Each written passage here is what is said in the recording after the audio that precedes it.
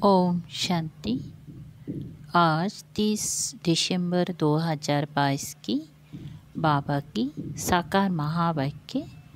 प्यारे बाबा बोले, मीठे बच्चे, दूर देश से बाप आए हैं धर्म और राज्य दोनों की स्थापना करने।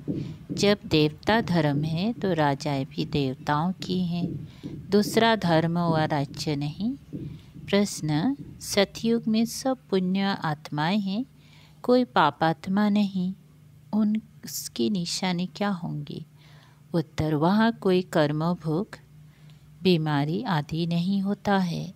यहाँ बीमारियाँ आदि सिद्ध करती हैं कि आत्माएं पापों की सजा कर्म भोग के रूप में भोग रही हैं, जिसे ही पास का हिसाब किताब कहा जाता है।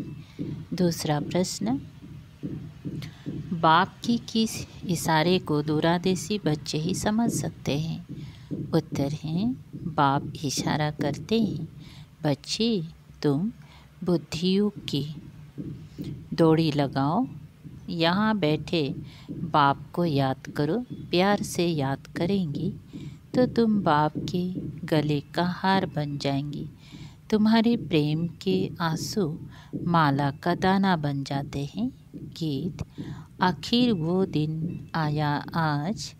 ओम शांति। बच्चों ने गीत सुना, गीत का अर्थ समझा। भारत तो बहुत बड़ा है, सारे भारत को नहीं पढ़ाया जा सकता है। यह तो पढ़ाई है, कॉलेज खुलते जाएंगी। यह हुई बेहद के बाप की यूनिवर्सिटी। इनको कहा जाता है पांडव गवर्नमेंट, गवर्नमेंट कहा जाता है सावरंटी को। अब तुम बच्चे जानते हो सावरंटी स्थापन हो रही है, धर्म प्लस सावरंटी। रिलीजो पॉलिटिकल, देवी देवता धर्म भी स्थापन हो रहा है, और कोई भी धर्म वाले राजाई नहीं स्थापन करते, वह सिर्फ धर्म स्थापन करते हैं। बाबा कहते हैं, मैं आदि सनातन धर्म और राजा स्थापन कर रहा हूँ, इसीलिए रिलीजो पॉलिटिकल कहा जाता है। बच्चों को बहुत दूरादेश बुद्धि बनना चाहिए। बाप दूर देश से आए हुए हैं, यूँ दूर देश से तो सब आत्माएं आती हैं। तुम भी दूर देश से आए हो। नया धर्म नया धर्म जो स्थापन करने आते हैं, उनकी आत्माएं दूर से आती हैं। वह है धर्म स्थापक, और इसको कहा जाता है धर्म और सावरंटी स्थापक। भारत में सावरंटी थी, महाराजा महारानी थे। महाराजा श्री नारायण, महारानी श्री लक्ष्मी। तो अब तुम बच्चे कहेंगी, हम श्रीमत पर चल रहे हैं। बाबा जिसको हम सब भारतवासी पुकारते आए हैं कि आओ आकर पुरानी दुनिया को बदल नई सुख की दुनिया स्थापन करो। पुराने घर और नए घर में अंतर तो होता है ना। बुद्धि में नया मकान ही याद रहता है। आजकल तो मकान बहुत फैशनेबल बनते हैं, ख्याल करते रहते हैं ऐसा ऐसा मकान बनाए। तुम जानते हो, हम अपना धर्म और राजा स्थापन कर रहे हैं। स्वर्ग में हम हीरे जवाहर के महल बनाएंगे। दूसरे धर्म वाले ऐसे नहीं समझते। जैसे क्राइस्ट क्रिश्चियन धर्म स्थापन करने आया, यह उस समय नहीं समझते। जब वृद्धि होती है तब नाम रखते हैं क्रिश्चियन धर्म, इस्लामी आदि धर्म। कोई भी निशानी व नाम नहीं रहता। तुम्हारी निशानी शुरू से लेकर अभी तक चलती रहती हैं। लक्ष्मी नारायण के चित्र हैं, यह भी जानते हो। तो इन्हों का राज्य सतयुग में था। तुमको यह ज्ञान वहाँ नहीं होगा कि पास्ट में किसकी राजधानी थी, फ्यूचर में किसकी राजधानी होगी। फिर प्रेजेंट को जानते हैं बस। अभी तुम पास्ट प्रेजेंट क्या बताएं, सतयुग में सिर्फ प्रेजेंट को जानते हैं बस। अभी तुम पास्ट प्रेजेंट फ्यूचर को जानते हो। पहले पहले हमारा धर्म था, फिर यह धर्म आए। संगम पर ही बाप बैठ समझाते हैं। अभी तुम त्रिकालदर्शी बन गए हो। सतयुग में त्रिकालदर्शी नहीं होंगे, वहाँ तो राजाई करते रहेंगे और धर्मों का नाम निशान नहीं रहेगा। अपनी मौज में राजाई करते रहेंगे। अभी तुम सारे चक्र को जानते हो। मनुष्य ये तो नहीं जानते हैं कि बरोबर देवी देवता धर्म था, परंतु वो कैसे स्थापन हुआ, कितना समय चला, यह नहीं जानते हैं। तुम जानते हो सतयुग में इतनी जन्म राज्य किया, फिर त्रेता में इतनी जन्म लिए। इन्हों को भी जानना पड़ेगा। बच्चे जानते हैं, बरोबर बेहद का बाप हमको पढ़ाते हैं। तुम जानते हो कृष्ण की आत्मा का यह जन्म, यह बहुत जन्म के अंत का जन्म है। कृष्ण की कितनी जन्म का, 84 जन्म का ये अंतिम जन्म, ये ब्रह्मा है। इनमें ही आकर प्रवेश किया है। कौन? शिव बाबा। इनका नाम क्या रखा? ब्रह्मा ना। इनका नाम ब्रह्मा जरूर चाहिए। ब्रह्मा सो विष्णु सो ब्रह्मा। यह त्रिमूर्ति की नॉलेज बहुत सिंपल है। यह निराकार बाप शिव, इनसे यह वर्षा मिलता है। निराकार से वर्षा कैसे मिला? यह प्रजापिता ब्रह्मा द्वारा ब्राह्मण सो देवता बन रहे हैं। फिर वही देवताएं 84 जन्मों के बाद ब्राह्मण बनते हैं। यह चक्र बुद्धि में रहना चाहिए। हम सो ब्राह्मण, ब्रह्मा के बच्चे, सो रुद्र मतलब शिव के बच्चे। हम आत्माएं निराकारी बच्चे हैं, पाप को याद करते हैं। इन चित्रों पर समझाना बहुत सहज है। तपस्या कर रहे हैं, फिर सतयुग में आएंगी। तुम्हारी बुद्धि में रहना चाहिए। हम मनुष्य से देवता बन रहे हैं, फिर देवता धर्म का बादशाह बन राज्य करेंगे। योग से ही तुम्हारे विक्रम विनाश होंगे। अगर अभी भी पाप करते रहेंगे तो क्या बनेंगे? यात्रा पर जब जाते हैं तो पाप नहीं करते हैं, पवित्र भी जरूर रहते हैं। समझते हैं देवताओं के पास जाते हैं, मंदिर में भी हमेशा स्नान करके जाते हैं। स्नान क्यों करते हैं? एक तो विकार में जाते हैं, दूसरा लैट्रिन में जाते हैं, फिर स्वच्छ बनकर देवताओं का दर्शन करने जाते हैं। यात्रा पर कब पतित नहीं बनते। 4 धामों की परिक्रमा पावन होकर देते हैं, तो पवित्रता है मुख्य। देवता भी अगर पतित होते हैं तो फर्क क्या रहा? देवताएं पावन हैं, हम पतित हैं। तुम जानते हो बाबा ने हमको ब्रह्मा द्वारा गोद लिया है। यूँ तो तुम सब आत्माएं हमारे बच्चे हो, परंतु तुमको पढ़ाऊँ कैसे, राजयोग कैसे सिखलाऊँ? तो मीठे मीठे बच्चों को स्वर्ग का मालिक कैसे बनाऊँ?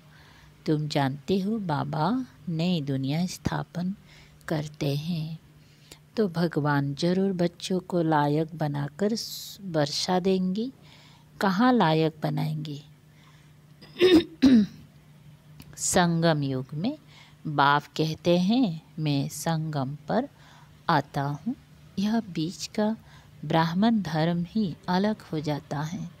कलयुग में है शूद्र धर्म, सतयुग में है देवता धर्म, यह है ब्राह्मण धर्म। तुम ब्राह्मण धर्म के हो। यह संगम युग बहुत छोटा है। अभी तुम सारे चक्र को जान गए हो, दूरादेशी बन गए हो। तुम जानते हो ये बाबा का रथ है। इनको नंदीगण भी कहते हैं। सारा दिन सवारी थोड़ी होती है। आत्मा शरीर पर सारा दिन सवारी करती है। अलग हो जाए तो शरीर ना रहे। बाबा तो आ जा सकता है क्योंकि उनकी अपनी आत्मा है, तो मैं इनमें सदैव नहीं रहता हूँ। सेकंड में आ जा सकता हूँ। मेरे जैसा तीखा रॉकेट कोई हो नहीं सकता। आजकल रॉकेट, एरोप्लेन आदि कितनी चीज़ें बनाई हैं, परंतु सबसे तीखी आत्मा है। तुम बाप को याद करो। यह आया आत्मा को हिसाब किताब अनुसार लंदन में जन्म लेना होगा, तो सेकेंड में वहाँ जाकर गर्भ में प्रवेश करेगी। तो सबसे तीखी दौड़ी पहनने वाली आत्मा है। अभी आत्मा अपने घर में जा नहीं सकती क्योंकि वह ताकत ही नहीं रही, कमज़ोर हो गई हैं, उड़ नहीं सकती। आत्मा पर पापों का बोझ बहुत है। शरीर पर अगर बोझा होता तो आग से पवित्र हो जाता, परंतु आत्मा में ही खाद पड़ती है, तो आत्मा ही साथ में हिसाब किताब ले जाती है। इसीलिए कहा जाता है पास का कर्म भोग आत्मा संस्कार साथ में ले जाती है। कोई जन्म से लंगड़ा होता है तो कहा जाता है पास्ट में ऐसे कर्म किए हैं। जन्म जन्मांतर के कर्म हैं जो भोगने पड़ते हैं। सतयुग में है ही पुण्य आत्मा, वहाँ यह बातें होती नहीं। यहाँ है सब पाप आत्माएं। सन्यासियों को भी अर्धाक मने लकवा हो जाए तो कहेंगी कर्म भोग। अरे महात्मा श्री श्री 108 जगत गुरु को फिर यह बीमारी क्यों? कहेंगी कर्म भोग। देवताओं के लिए ऐसे नहीं कहेंगे। गुरु मरेगा तो फॉलोअर्स को जरूर अफसोस होगा। बाप पर भी जास्ती लव होता है तो रोते हैं। स्त्री का पति से जास्ती लव होगा तो रोएंगी। पति दुखी करने वाला होगा तो नहीं रोएंगी। मोह नहीं होगा तो समझेंगी। भाभी तुम्हारा भी बाप के साथ बहुत लाभ है। पिछाड़ी में बाबा चला जाएगा, तुम कहेंगे ओहो बाबा चला गया जिसने इतना सुख दिया। पिछाड़ी में बहुत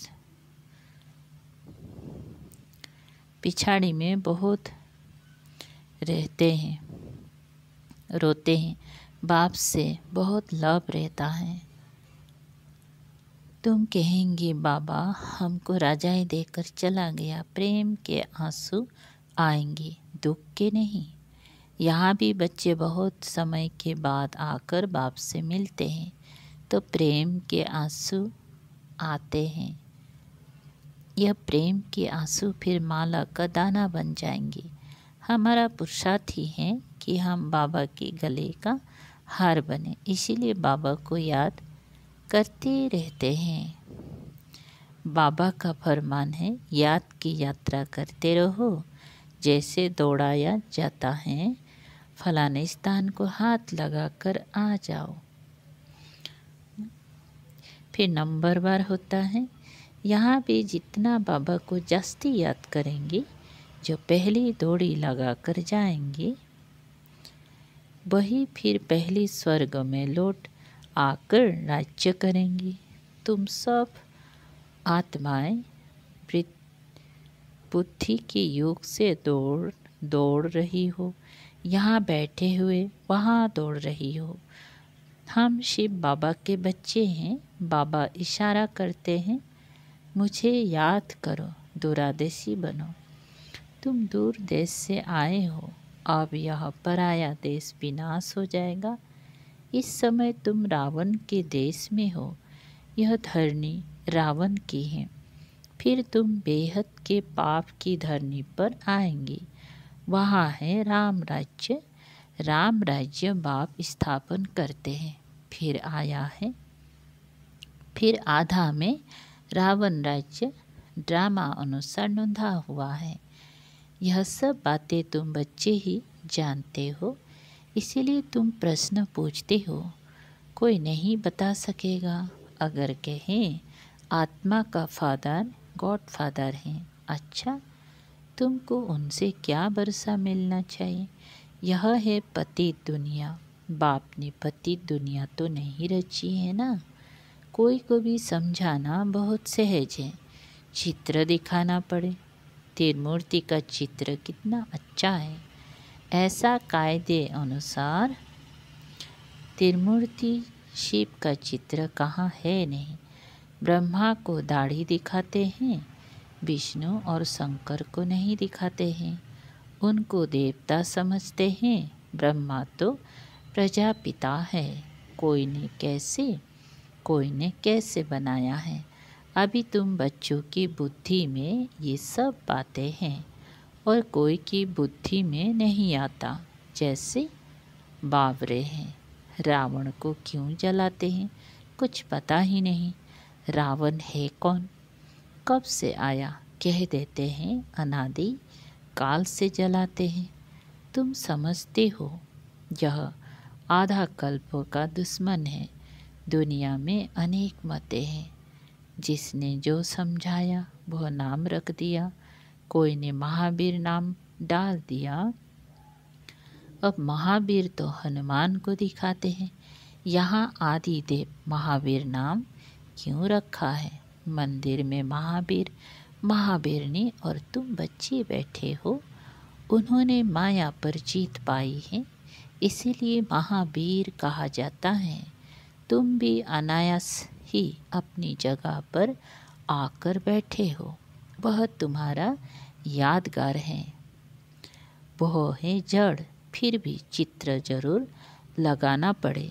जब तक चैतन्य के पास आकर समझे। देलवाड़ा मंदिर का राज बहुत अच्छा समझा सकते हो। यह पढ़कर गए हैं, तब भक्ति मार्ग में यह यादगार बने हैं। तुम्हारी राजधानी स्थापन करने में बड़ी मेहनत लगती है। गालियाँ भी खानी पड़ती हैं, क्योंकि कलंगी घर बनना है। अभी तुम सब गाली खाते हो। सबसे जास्ती गाली मेरी की है। फिर प्रजापिता ब्रह्मा को भी गाली देते हैं। मित्र संबंध आदि सब बिगड़ पड़ते। विष्णु व शंकर को थोड़ी ही गाली देंगे। बाप कहते हैं मैं गाली खाता हूँ। तुम बच्चे बने हो तो तुमको भी हिस्सा लेना पड़ता है, नहीं तो यह अपनी धंधे में था। गाली की बात ही नहीं। सबसे जास्ती गाली मुझे देते हैं। अपना धर्म कर्म भूल गए हैं। कितना समझाते हैं। अच्छा मीठे मीठे सिकल दे बच्चों प्रति माता पिता बाप दादा का याद प्यार और गुड मॉर्निंग। रूहानी बाप की रूहानी बच्चों को नमस्ते। हम रूहानी बच्चों की रूहानी बाप दादा को याद प्यार गुड मॉर्निंग और नमस्ते नमस्ते। शुक्रिया बाबा, थैंक यू बाबा। धारणा के लिए मुख्य सार है। नंबर पहला, दूरादेशी बनना है। याद की यात्रा से विकर्मों का विनाश करना है। यात्रा पर कोई भी पाप कर्म नहीं करने हैं। नंबर दूसरा, महावीर बन माया पर जीत पानी है। ग्लानि से डरना नहीं है। कलंगी घर बनना है। कलंगी घर बनना है। अच्छा वरदान है। सर्व शक्तियों का अनुभव करते हुए समय पर सिद्धि प्राप्त करने वाले निश्चित विजयी भव। विस्तार है। सर्व शक्तियों से संपन्न निश्चय बुद्धि बच्चों की विजय निश्चित है ही। जैसे किसी के पास धन की, बुद्धि की व संबंध संपर्क की शक्ति होती है, तो उसे निश्चय रहता है कि ये क्या बड़ी बात है। आपके पास तो सब शक्तियाँ हैं। सबसे बड़ा धन अविनाशी धन सदा साथ है। तो धन की भी शक्ति है, बुद्धि और पोजीशन की भी शक्ति है। इन्हें सिर्फ यूज करो। 100 के प्रति कार्य में लगाओ तो समय पर समय पर विधि द्वारा सिद्धि प्राप्त होगी। स्लोगन: व्यर्थ देखने व सुनने का बोझ समाप्त करना ही डबल लाइट बनना है। अच्छा, ओम शांति।